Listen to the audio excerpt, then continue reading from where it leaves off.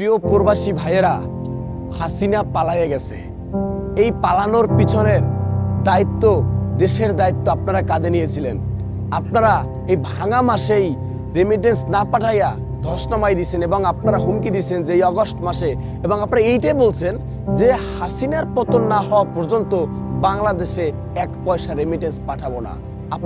আপনারা একটা প্রবাসী থেকে যুদ্ধ করছেন, সেই যুদ্ধের ফল পাইছেন জনগণ, সাধারণ মানুষ, শিক্ষার্থীরা সেটা হয়ে দেখাইছে।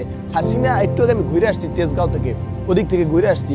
হাসিনা যে এয়ারপোর্ট থেকে পালাইছে, এয়ারপোর্টের সামনে লেখা দিয়েছে ছাত্র জনতা হাসিনা পালাইছে। এরপর আর কিছু চান? আর কিছু চান না।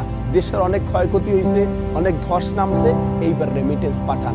আমি পলক বলতেছি না যে রেমিটেন্স পাঠান, আমি আপনাদের কাফি বলতেছি দেশে রেমিটেন্স পাঠান, দেশে আসেন, দেশে এসে ঘুরে যান। এই দেশটা এখন আপনাদের, এই দেশটা এখন আমাদের, এই দেশটা এখন সাধারণ মানুষের, এই দেশটা এখন সাধারণ ছাত্রদের, এই দেশটা এখন আপনার আমার সবার। এই দেশটাকে এখন এগিয়ে নিয়ে যেতে হবে।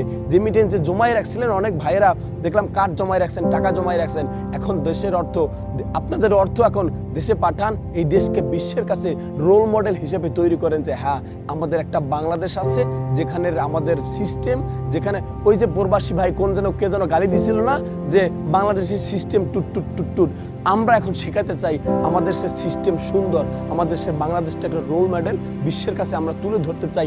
বিশ্বের কাছে আমাদের পতাকা তুলে ধরতে চাই যে লাল সবুজ একটা পতাকা আছে, যেখানে মানুষ হানাহানি করে না, যেখানে মানুষ খুন করে না, যেখানে মানুষ রিস্কওয়ালাকেও সালাম দেয়, রিস্কওয়ালাকেও ভালোবাসে, উপরওয়ালাকে ভালোবাসে, যেখানে মানুষ চিকিৎসার অভাবে মারা যায় না, যেখানে হানাহানি নাই, যেখানে কোনো ভেদাভেদ নাই, যেখানে একে অপরকে মানুষ ভালোবাসে, যেখানে এখন দেখা যাচ্ছে একটা খুব কষ্ট লাগে যে হিন্দুদের মূর্তি এইটা সেটা, এবং তাদেরকে গ্রামগঞ্জে, এইটার জন্য আমরা দেশ স্বাধীন করিনি, পাঁচাটার সুযোগ নাই, এটার জন্য আমরা দেশ স্বাধীন করি নাই। আমরা কাউকে খুন করব, একে লড়াবো, ওকে ধরবো, একে খাবো, এই টাকা পয়সা, আমরা এই জন্য দেশ স্বাধীন করি নাই।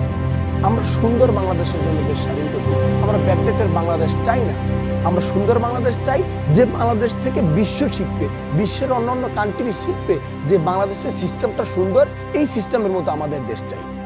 এটা আমরা চাই, এটা আমরা এই লাল সবুজ চাই, এই লাল সবুজ চাই। এটা আপনারা ভুলতে পারবেন আবরার, বুয়েটের আবরার, আপনারা ভুলতে পারবেন আবু সাইদ, পারবেন ভুলতে?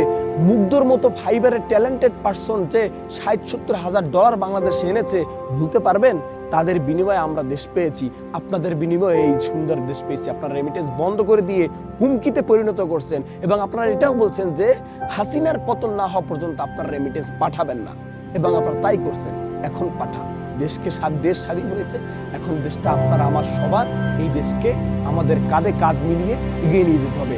আমরা কোনো মানুষ মায়ের বুক আমরা খালি চাই না, আমরা বাঁচতে চাই, আমরা বাংলাদেশকে এগিয়ে নিয়ে যেতে চাই।